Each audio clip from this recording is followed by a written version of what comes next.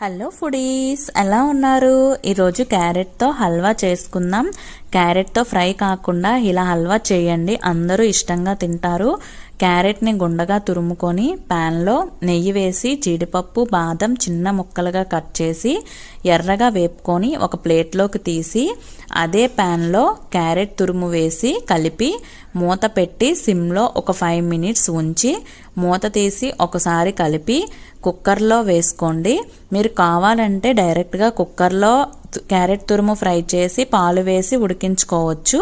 కానీ నేను ప్యాన్లో వేసి 5 మినిట్స్ ఫ్రై చేసి తర్వాత కుక్కర్లో వేసి పాలు వేసి 2 విజిల్స్ కొట్టించి మూత తీసి ఒకసారి కలిపి మళ్ళీ ప్యాన్లో వేసుకొని కలుపుకొని పంచదార వేసి ఇలాచీ పొడి వేసి ఫ్రై చేసి జీడిపప్పు బాదం వేసి అంతా బాగా కలుపుకొని పాలంతా దగ్గరికి అయ్యాక స్టవ్ ఆపి సర్వ్ చేసి తింటే స్వీట్ ఇష్టం లేని వాళ్ళు కూడా చాలా ఇష్టంగా తింటారు.